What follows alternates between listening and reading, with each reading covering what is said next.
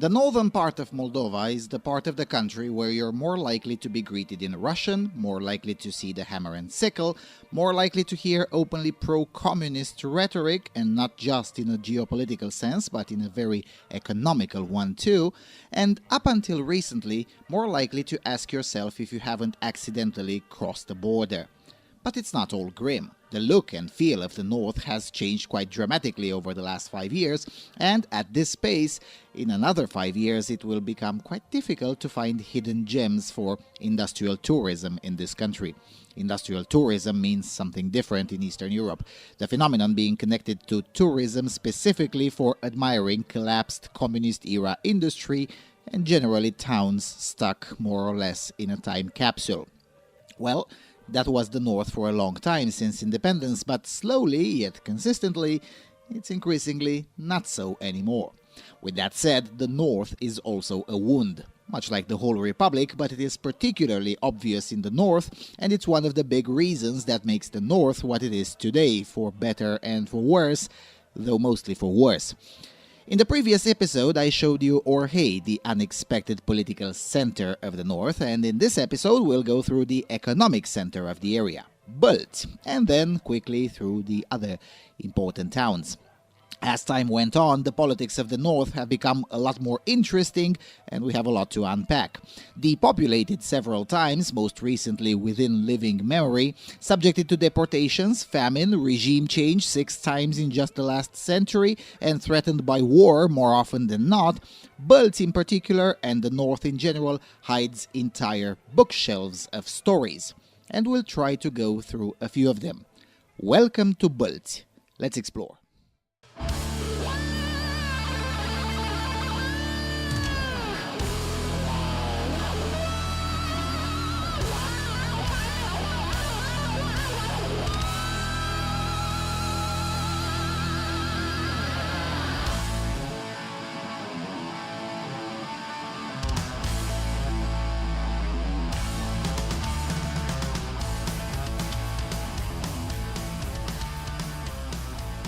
Hello everyone, and welcome to the 5th featured installment of Knowing Moldova.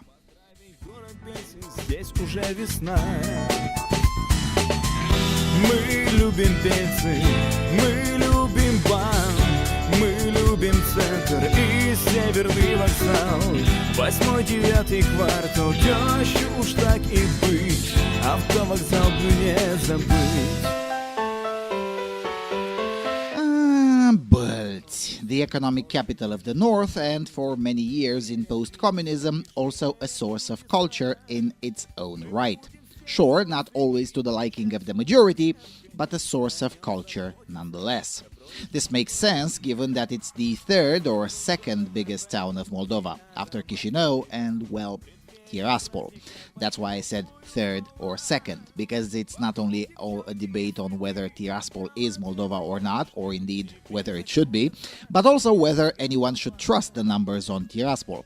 Well, I'll tell you more about that in the next 3 episodes when we get to Transnistria, but until then, let's assume the official numbers on Tiraspol aren't entirely nonsense. Now, whether Bult is the 2nd or 3rd biggest town in Moldova is less important. What is more important is that the history of this town is relatively short time-wise compared to other towns in Moldova, but also brutal.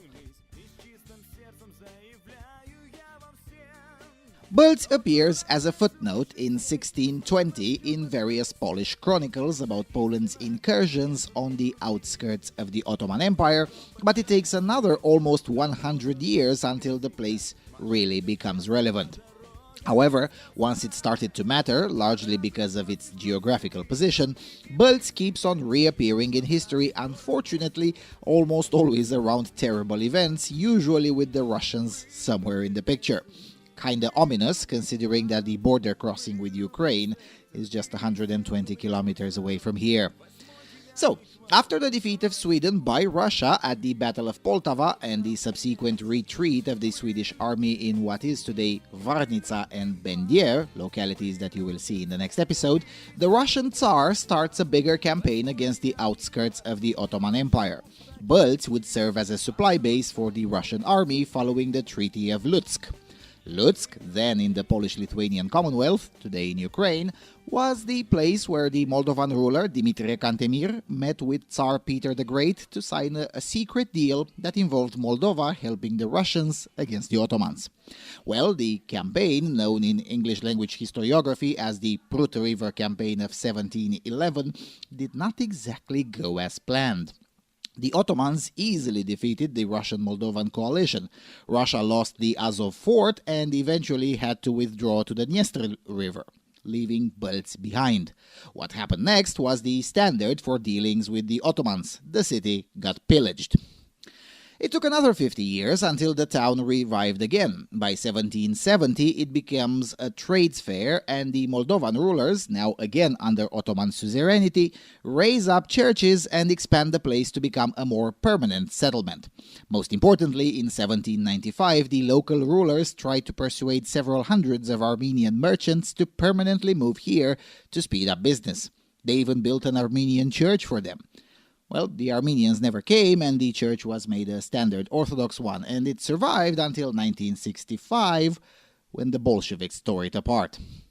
Bults only becomes a city, administratively speaking, in 1818, a few years after Tsarist Russia takes over the eastern half of Moldova again.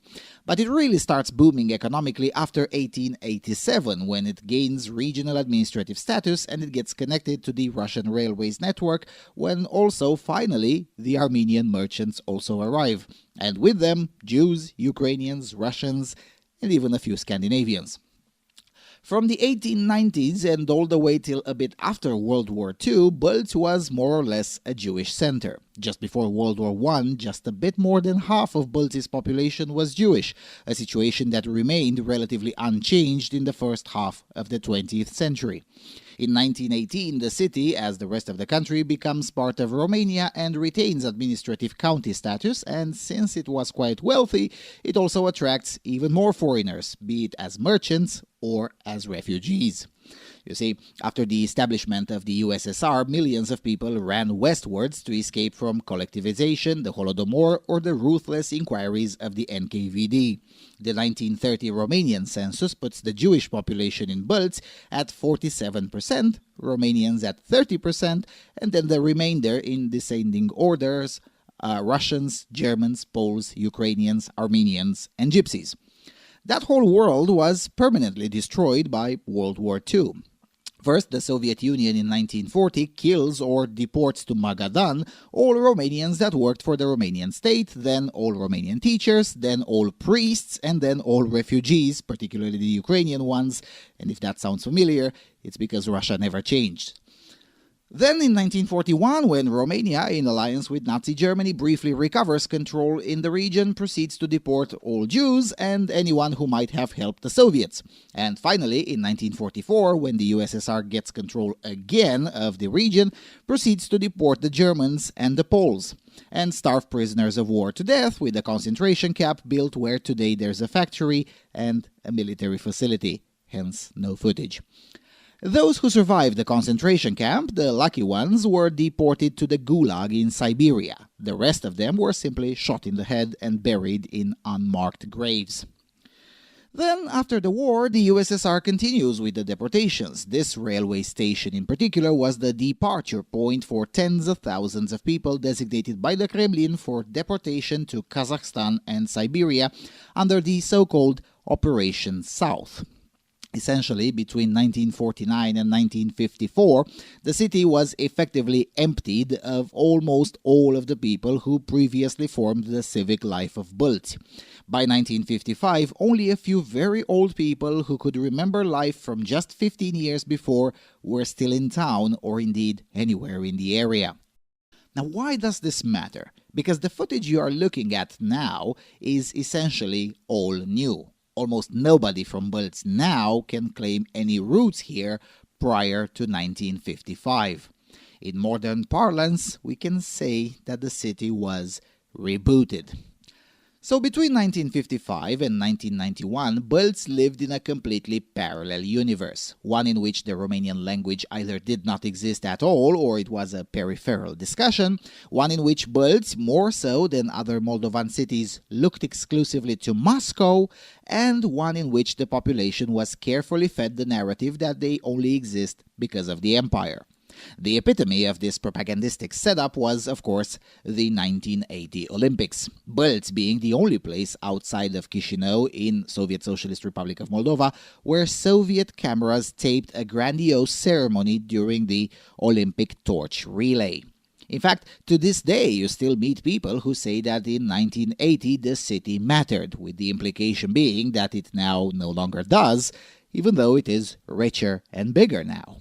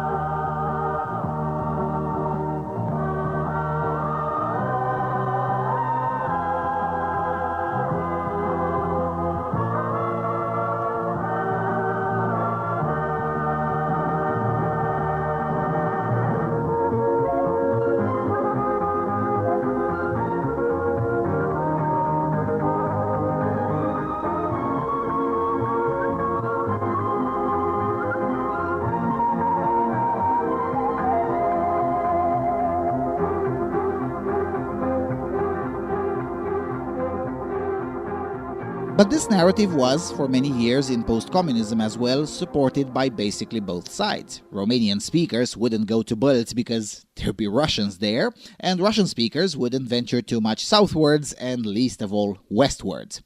The deportations of the 1940s and 1950s and the 40 years of hardline Soviet communism left a very deep wound in the city, one that is not entirely healed to this day, though certainly the situation is much better today than in the year 2000, for instance. Brutal anti-Romanian rhetoric continued to dominate Bulc for at least another 15 years after the Soviet Union ceased to exist, but then slowly things started to change.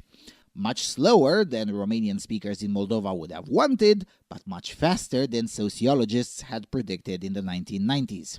As it turns out, when there's cash to be made with another language, people's opinions change pretty fast. Da, suntem moldoveni, cu asta ne mândrim. În Moldova ne-am născut, aici o să trăim.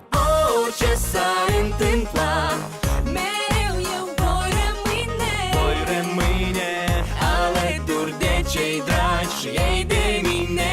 Fericire nu se vinde, nu poți cumpăra.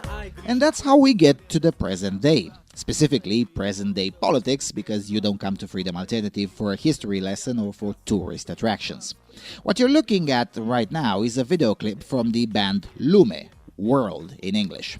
This particular song, published in 2016 by the Bulc-based band, gathered more than 500,000 views.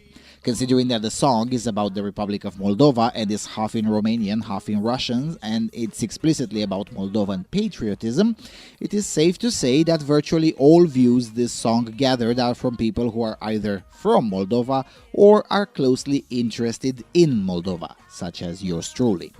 500,000 views may not seem much until you realize that that's about a quarter of the real population of Moldova, or a fifth of the official population. In other words, this kind of message does have an audience, and it is very different from what you'd hear from Bulc at the turn of the century. The leading singer, Irina Tarasiuk, is born in 1992. Most of the people surrounding this project are the children of post-communism. And this matters, because this generation is quite different than the previous ones in Bulc. But, politically, things have gone south even though they were heading in the right direction. Многие рвутся за кордон, да ну и пусть. Я патриот своей страны и этим горжусь. Это моя страна, именно здесь мой дом. Ее красоты навсегда в сердце моем.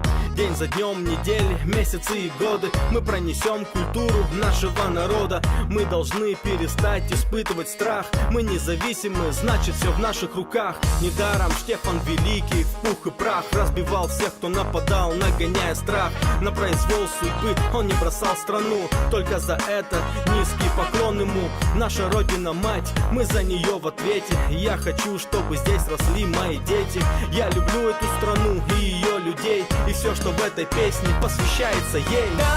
So, let's dive into this contentious topic. You see, politically, in Balts, the things have been run over the last 7 years by this guy, Renato Usatăi, a son of English language teachers with business in Russia, but also in Moldova, a sort of a philanthropist, and of course with many connections in the criminal underworld, as it is the case with all of these Russia-connected oligarchs in the former Soviet space. In 2014, for instance, he said he would build a replica of the Great Wall of China along the Romanian-Moldovan border. He would shut down the United States Embassy and turn Romanian-language opposition newspapers into a columbarium or a bakery.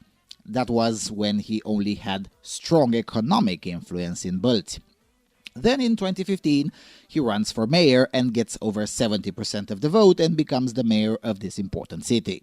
Soon after, he is subjected to multiple criminal investigations for having allegedly orchestrated an attempted assassination against a Russian banker or for various corruption charges.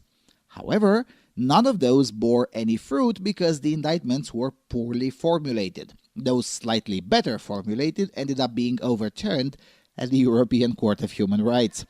So you would expect this guy to support Russia in all and everything, which he did, for a while.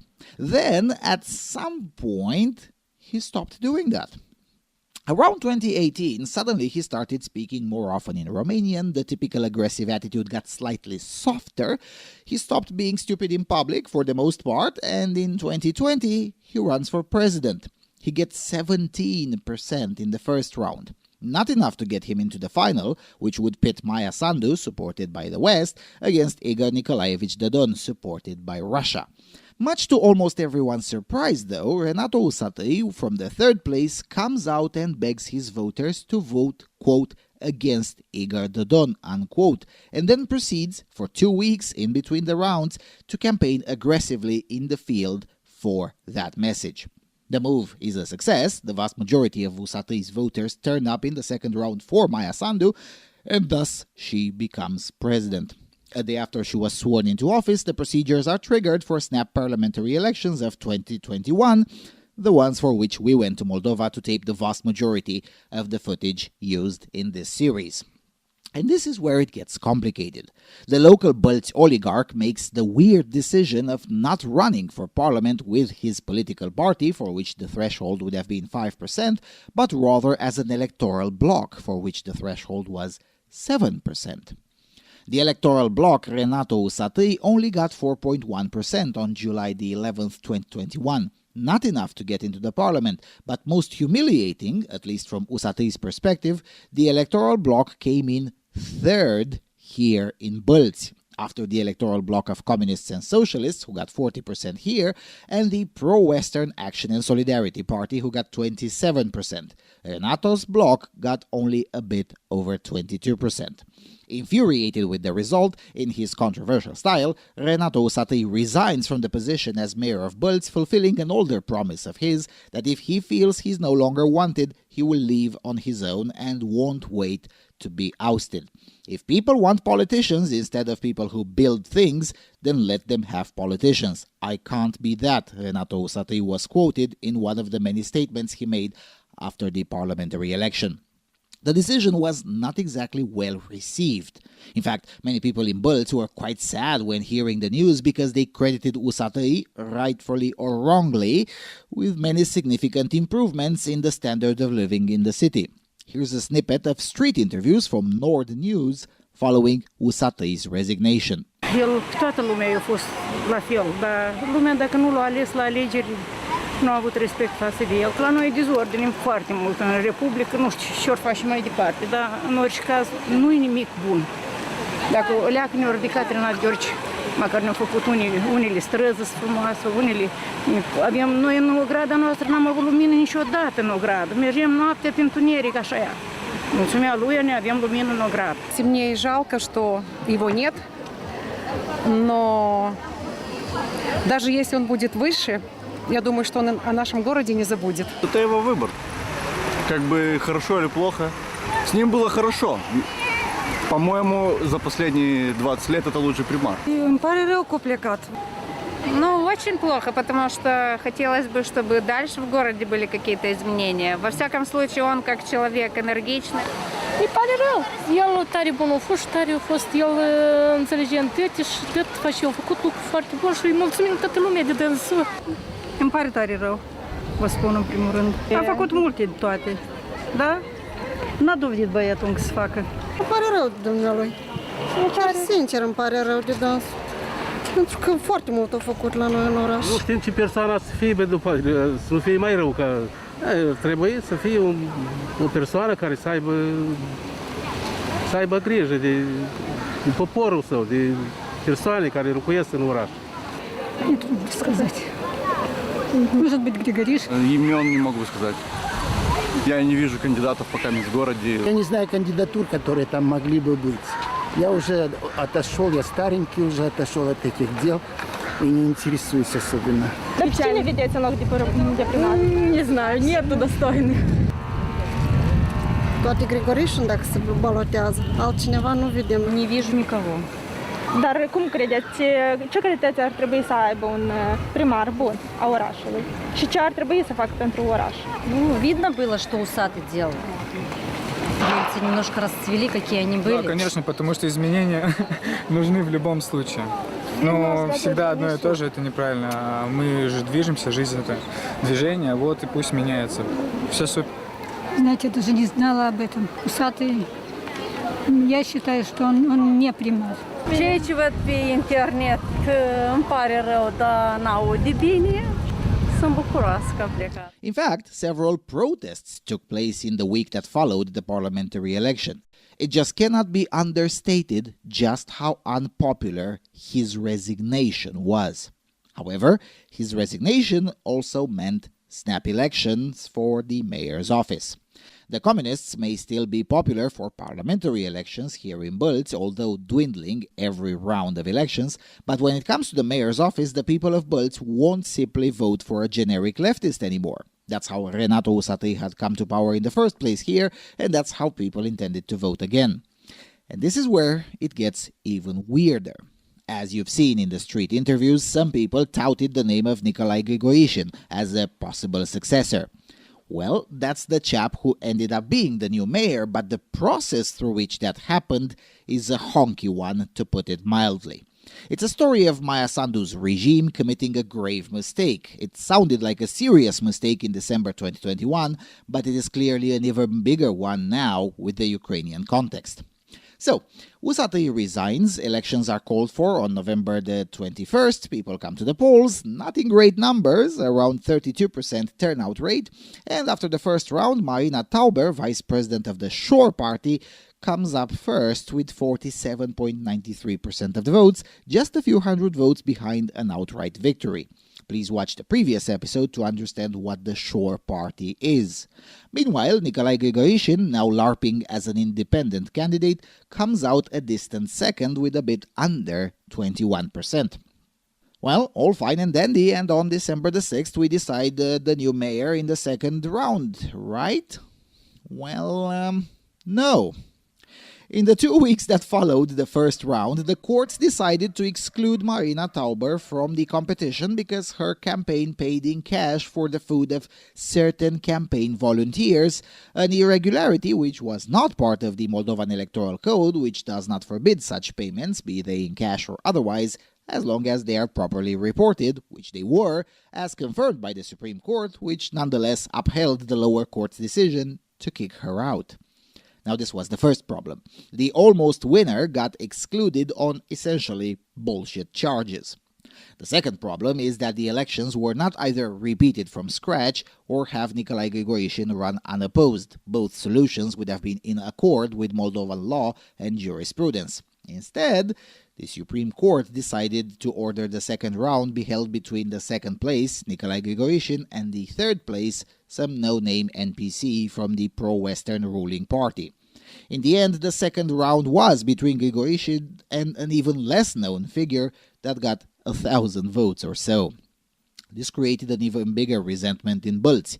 Grigorishin won this sham second round, but just 10,000 people in total turned up for it, population over 100,000, let us not forget. Okay, so who is the new mayor? Well, he's a graduate of the Superior Military School of Volsk, that is in Russia, if it isn't self-evident, a former low-tier politician in Odessa Oblast under the pro-Russian regime of Yanukovych, and then turned great Moldovan patriot since 2014, when pro-Russian regimes fell out of fashion in Ukraine. So, an excellent job by the allegedly pro-Western regime in Chisinau. Get rid of a corrupt candidate that has some friends in Russia, that was Marina Tauber, in order to replace her literally with the Russian military man. That may not have sounded like such a terrible deal in December 2021, but right now it's quite clear that it wasn't a great move at all. Not to mention that the lady from the Shore Party will win eventually at the European Court of Human Rights. It will take a while, sure, but when she wins, it will be just in time for new general elections. The Action and Solidarity Party of Maia Sandu may have gotten 52% of the vote in July 2021, but they now poll at around 20%, and Moldovans regard this government as the worst since the ousting of the communists in 2009. So, to sum up, a woman likely involved in the billion-dollar heist, again please watch the previous episode for context on that, almost wins the snap mayoral race in Bălți, thus expanding the power base of the Shore Party in ways that frightens the pro-Western regime. As a result, the regime reacts and kicks her out, which in my view was a good idea but very poorly implemented, and as a result of the poor implementation and terrible optics, the people of Bălți get really pissed off, boycott the election, and instead of a corrupt thief, now you got more or less the friend of the Russian army in the city hall just when a war with Russia as the aggressor is taking place just 120 kilometers away from the city. So just when the people of Bălți were getting warmer and slightly more open to westwards looking, the pro-Western regime decides to be stupid in public in the most inconvenient moment possible. And that is terrible. Unbelievably terrible. Why? Well, because usually where Bălți goes, the rest of the north follows, for better and for worse. And in the current context, considering that the rest of the north is just in a single-digit kilometers or even hundreds of meters away from Ukraine, the new leadership in Bălți is anything but good news. Bălți in particular, and the North generally, have consistently been leftist, which in Moldova means pro-Russian, though routinely that also means economically leftist as well, and had just started slowly moving away from that as the wounds that I've discussed earlier in the video have started to heal. Slowly. But in 2021 and 2022, some of that progress will have been lost. Now, sure, it is impossible to know the extent of the damage right now, and surely the result of the war in Ukraine will play a role as well, but it is nonetheless a big issue.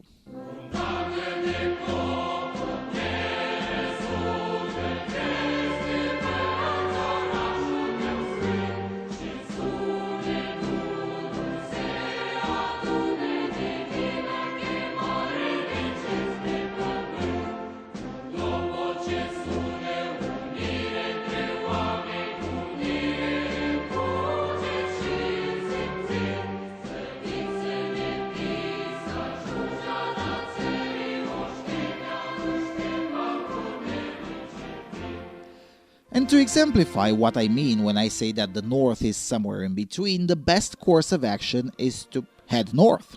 So let's take a quick look through Edinets, Briceni, Lipcani, and Soroca. So that would be the far north and the northeast. Edinets is the only place we really needed the Russian language in order to eat. but only to eat. In the drugstore, I nearly got kicked out for starting the conversation in Russian, as my brain had remained set on Ruski after lunch. In 2001, at my first visit here, I was told to simply fuck off when I revealed I was coming from Romania. In 2021, when asked where we're from, since they saw us filming, we got warmly invited in for a cup of tea. That is a transformation that would have seemed impossible 20 years ago. Nevertheless, the public displays are overwhelmingly in Russian. The sidewalks are still the ones from the times of the USSR, but the Soviet monuments are recently renovated, which shows you the priorities of the local administration.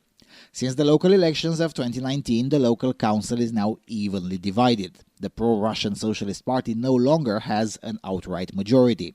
But at the county level, the pro-Russian parties, the Socialists, the Communists, the Shore Party, and Renato Usatăi's former friends, can still form a majority. The loss of the outright majority for the socialists in this city is slowly starting to become visible. Also, in multiple localities in Edinets County, the pro-Russians are either in the minority or outright not in the local council. But at the parliamentary elections in 2021, the non-Russian forces got a bit over a third of the vote, a lot less than in 2019, when the non-Russian forces got 48% at the county level. Today, with the current parties, the non-Russian forces wouldn't even get a third. What I'm trying to say here is that the so-called pro-Western Action and Solidarity Party is in fact making things worse, par for the course with Western quote-unquote educated progressives after all.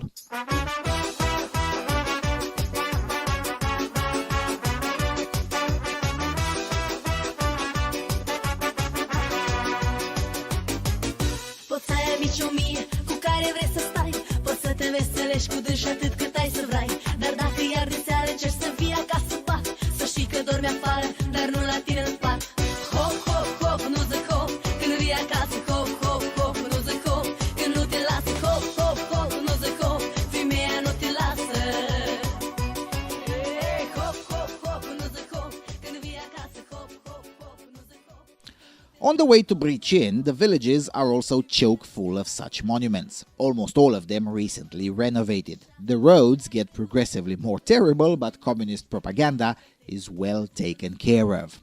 While Ukraine has been working hard to repurpose Commie-era monuments or move or take down those that can't be repurposed, the northern part of Moldova has been working hard to rehabilitate as many of them as possible. As you can see, this is just 3 kilometers from the border with Ukraine, and the Lenin monument is pretty well taken care of. The park just in front of it, not so much. The mayor here is, of course, from the Socialist Party. At the general elections from July 2021, the pro-Russian forces got 2/3 of the vote here, more than in 2019 when the pro-Russian forces got only 55% of the vote. What I'm trying to say here is that the pro-Russian vote has increased in share all over the north, even though on electoral maps it may look smaller. With that said, modernization has even reached these places. While occasionally you can still see some of the Soviet-era indicators and bus stops, slowly, as if against the tide, things are changing here as well, which is precisely why it was dangerous for Maia Sandu's regime to piss people off for essentially no gain. Same goes for Lipcani, the westernmost locality of Moldova, where the Lenin monument and the Soviet memorial were the first to get attention, before everything else. Fortunately, there wasn't much Soviet material in town, so everything else got attention quite soon after. By the way, the Peruvian agricultural expert, member of the American Association for the Advancement of Science and founder of the Order for Agricultural Merit, Alexander Grobman, is in fact born here in Lipcani. So is the Yiddish poet and literary critic Elisa Greenberg. So is the writer and translator Vera Haken. German speakers might be familiar with her. The point that I'm trying to make is that in these towns, Bălți, Edinets, Briceni, Lipcani, used to have a great importance not just for the local culture, but for the international or at least Western culture and science as well. The way they look today is what happens after the most important capital flees the place, the human capital. Two relatively important Argentinian writers, Avram Tkach and Golda Kremer, were born and raised in Edinets. In fact, Kremer's books are still being published today and used as schoolbooks in Spanish and Hebrew, even though she died almost 40 years ago. Eugen Coșeriu, the founder of the first school of linguistics in South America and one of the very few notable linguists globally in the 20th century, born and raised in Bălți. He was one of the few lucky ones who eschewed deportations. The Second World War caught him in Italy conducting research in linguistics. It is impossible to understate just how much human capital this region has lost, primarily as a result of Russian aggression. That is how this region ended up pro-Russian, because everyone who disagreed either fled or got deported or got killed. No notable personality after 1942 came from Bălți, and that is not by accident. Hai la Soroca într-o seară de duminica cea mare, la țigani cu bucurie am cântat de veselie, am cântat de dor și jale, s-auzea la Nistru Vale, căștarichiul iau țiganii și împrăștiau cu banii.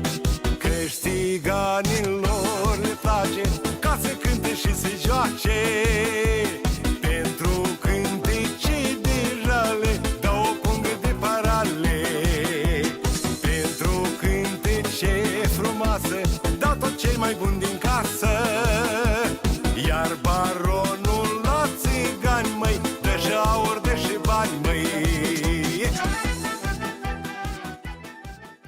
And then there's Soroca, the second most important city in the north after Bălți, but always a bit different.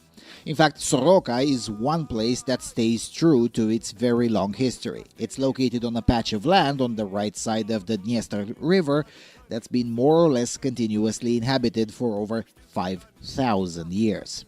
The current version of the settlement starts somewhere in the 15th century when Stephen the Great erects this citadel. Though technically, the citadel you see today is what his son, Petru Rareș, redesigned and renovated about 40 years later in early 16th century. Nevertheless, ever since Soroca has been Soroca, so about 550 years or so, the people here were in conflict with the ruler until the ruler understood to just leave them alone. Stephen the Great himself faced rebellions here, as did all the rest of the rulers, including the Tsar, King Ferdinand of Romania, the Soviet Union, and also almost all governments in post-communism as well. The NKVD tried to do here what it did to Bălți. Thousands were deported to Kazakhstan and thousands more were killed, yet the rebellious nature of this town refused to die. Some say it's because of the gypsies, unusually high in proportion, so much so that to this day the hilly part of the town is officially known as the Hill of the Gypsies, Dealul Țiganilor, but for many years a simple neighborhood for richer gypsies. Now it is in itself an attraction.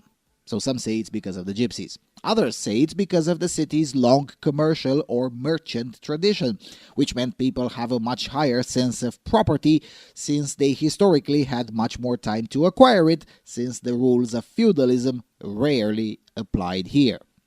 Now, whatever the reason may be, Soroca stands apart to this day.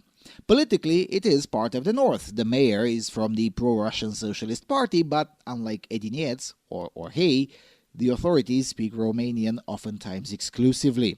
Also, when it comes to parliamentary elections, the non-Russian forces routinely get slightly more votes. It happened in 2015, 2019, and 2021. In fact, in 2021, the supposedly pro-Western party outright won the region. There are hardly any Soviet monuments here. In front of the main administrative building is a statue of Stephen the Great, the founder of the city as we know it today, and not one of Lenin. And in the citadel you are told the story roughly similarly, albeit with much more details, to how I told it rather than the Soviet version. This suddenly matters again since you can take a peek into Ukraine from the citadel, or from the Gypsies' Hill, especially from the belfries of the churches on the hill. And it's not even the first time. In the interbellum, this was one of the points of entry into Romania from the USSR as people ran away from, well, collectivization, deportation, the Holodomor, and the NKVD. People would swim across the Dniester or walk on it during wintertime routinely as they were fired upon by Soviet border patrol. Immediately after the war, hunger came here too, and all over the northern region. So in addition to fleeing, deportation, and execution, hunger also reduced the population of the north of Moldova between 1946 and 1947. Now, even though this already is the longest episode of the series, I will also take a few minutes to tell you about what some historians have called the Moldovan Holodomor. Officially, the hunger of 1946-47 occurred because of the drought. Indeed, 1946 was an unusually dry year, similar to 2020, for instance. Except in 1946, the destructions caused by the recently ended war, as well as the lower prevalence of irrigation, made the situation worse in Romania.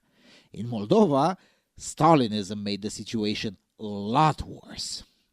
In the words of survivor Andrei Stâmbeanu, aged 12 at the time of the hunger, absurditate, Kafka, dar dumneavoastră măcar plângeați în românește, vă căinați în românește. That year was difficult for you too in the People's Republic of Romania, but at least you could still complain in your native tongue and you didn't end up literally eating your children and each other. Here, in the Soviet Socialist Republic of Moldova, if we would complain in Romanian, the Soviets would ask in Russian. What did you say? You say things are bad? Okay, send him to Siberia. Spune că e rău, da? Siberia. Unfortunately, the series of interviews made in 2019 and 2020 by the Romanian National Television isn't available with English subtitles, and getting permission to use a snippet is a bureaucratic nightmare. But in the next episode, I will quote a few official documents that shows that not only that the Kremlin and Stalin knew about the situation, including about the incidents of, yes, cannibalism, but also had the means to prevent it. In that year, the USSR's exports of grains increased and the state's reserves closed the year with bigger amounts than previous years, which had not been affected by drought. Translation: this was organized famine. Initially started by the drought, yes, but then intentionally amplified by the Soviet regime, a fact also visible from the mortality rates when compared to the eastern part of Romania, which until a few years prior had been part of the same country. Political will made the difference, for the worse on the Moldovan Soviet side. Also, the river on which people would be shot at by Soviet troops moved. In 1933, people would flee across the Dniester to Soroka as Soviet troops fired at them. In 1946, people flee across the Prut River to Botoșani, Iași, Vaslui, or Galați counties as Soviet troops fired at them. In 2022, people fled across the Dnieper as Russian troops fired at them. And 2022 is also a droughty year, because the more things change, the more they stay the same.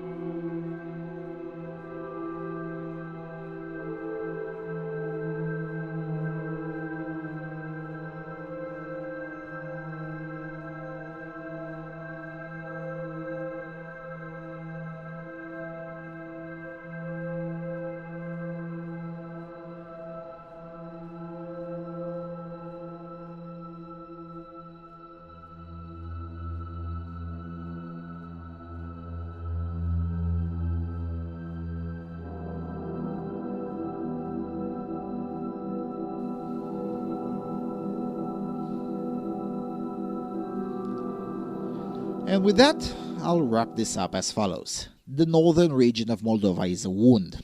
That doesn't mean one should overlook the still high preference for Russian communism, but it also doesn't mean one shouldn't make the effort to at least understand how it has come to this. Healing this wound is a process, a long and painful one.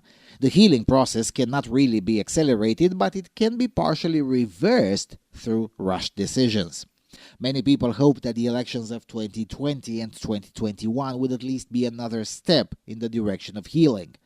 Now, not only that isn't the case, but more likely than not, the current regime might end up making things worse. To make things worse, there is an almost impeccable guarantee that the alternative would have been at least equally bad. In other words, the speed and the expectations of those of us who want to see Moldova heal have to be adjusted to reality. This place will not improve overnight. It took 20 years for it to shed the most extreme manifestations of its Soviet legacy. It will take another 20 years until noticeable improvement will be visible in other aspects. That is, unless the healing process is interrupted. And with Transnistria, and by that I mean the Russian army just nearby, that said interruption cannot be excluded. And about Transnistria in the next 3 episodes. Shorter ones, hopefully, although there is a lot to discuss there too. And with all of that being said, thank you all for watching. Thank you for your continuous and generous support. Many thanks to the donors who made this series possible. Don't forget to subscribe. Visit our website, freedomalternative.com. Oh, and send me to the Gulag.